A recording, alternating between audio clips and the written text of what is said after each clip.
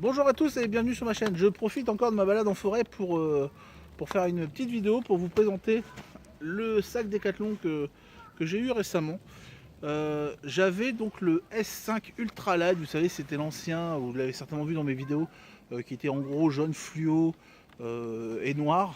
J'ai eu l'occasion d'avoir celui-là, donc c'est ce qu'ils appellent le 500 Light, mais grosso modo on est encore sur le S5 Ultra Light. La seule différence, ça va être surtout au niveau des fermetures. On est toujours sur du 5 degrés confort, on est toujours sur du 0 degré limite. Encore une fois, ces températures-là, ça dépend de la personne, c'est pas tant les normes constructeurs, c'est surtout de la personne. Hein. Moi, je vais peut-être être bien à 5 degrés et une autre personne va peut-être avoir froid. Donc ça, c'est vraiment chacun par rapport à son gabarit, par rapport à son habitude à dormir dehors, etc. Mais voilà, grosso modo, on part sur du 5 degrés confort et 0 limite. Il fait 1,290 kg, donc ce qui est plutôt pas mal, hein, vous voyez au niveau de la taille. Il est absolument pas compressé, d'accord. Donc quand vous le compressez, vous avez les sanglas, vous pouvez encore le compresser beaucoup plus que ça. Là, en gros, ça fait 12 litres par rapport à ce qui est marqué. Et puis voilà, donc garantie 5 ans. La housse, c'est plutôt pas mal. Je regrette presque l'ancienne housse.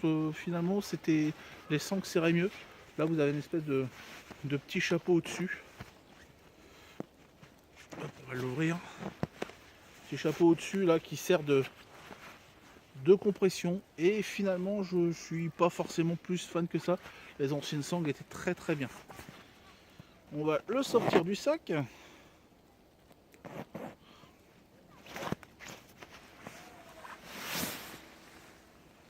Hop là. Donc voilà, là il est ouvert. Donc le coloris, pour le coup, je trouve plus sympa que l'ancien. Le jaune fluo, c'était un truc qui me gênait un petit peu d'un point de vue discrétion. Là, on a encore un petit peu de jaune moutarde et du marron.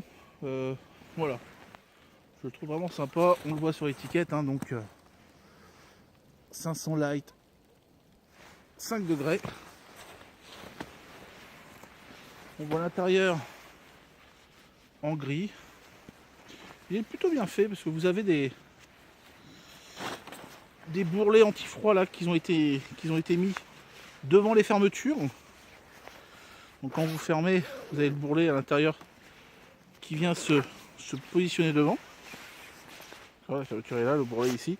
Ce qui vous empêche d'avoir des entrées d'air à l'intérieur, ça c'est super important.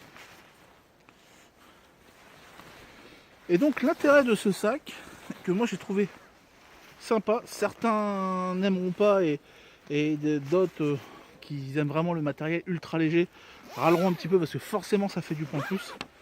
Mais l'intérêt, c'est qu'il y a deux fermetures. Alors déjà pour les gauchers et droitiers, on s'en met plus à savoir quel sac on prend. Ça c'est vraiment bien. Et puis surtout, quand vous rentrez dans le hamac, on met le sac, on ouvre les deux côtés, on l'ouvre et on se glisse dedans. D'accord. Et ça, pour le hamac, c'est quand même super sympa. Ça change complètement d'avant où on s'entortille dans son sac, c'est un petit peu compliqué. Donc là, c'est vraiment super cool. C'est vraiment un truc qui m'a bien plu, c'est les deux fermetures. C'est ce qui m'a honnêtement fait changer un petit peu. J'avais peur au niveau du froid, voilà. Au niveau qualité du sac, ben, je pense qu'il y a plein de vidéos sur l'ancien sac S5 pardon, où tout le monde vous dit que c'est un beau sac, où on n'a pas froid, etc. J'en connais moi personnellement qui vont à des températures bien inférieures en dessous de 5 degrés, qui n'ont aucun problème. Voilà. Au niveau des pieds, vous avez de la place, vous avez la fermeture pour ouvrir si vous avez trop chaud et puis mettre les pieds un peu à l'air. Donc vraiment super sympa. Un très très bon produit. Et pour le coup, un bon effort fait sur les couleurs. Et moi, je trouve ça vraiment sympa. C'est beaucoup plus joli que l'ancien. Beaucoup moins flashy. Bon, après, si on aime le flashy, il n'y a pas de problème. Mais voilà, je trouve ça pas mal. Je vais le mettre au sol, puis je vais vous montrer un petit peu ce que ça donne quand on se met dedans. Puis je pense que de ce temps-là, je vais apprécier d'être à l'intérieur du sac. J'enlève les chaussures et je vais me glisser dans le sac. J'ai juste mis un tapis de sol anti-vex pour pas salir le sac. Hein. Et puis de toute façon, au niveau d'isolation, là, je m'en fiche un peu. Je vais pas dormir là. Ça sera un petit peu light, je vous l'accorde. Hop là, on ouvre le sac.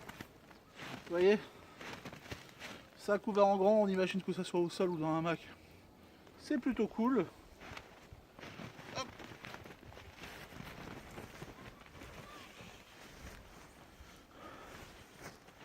Voilà. On se glisse bien à l'intérieur. On ferme d'un côté.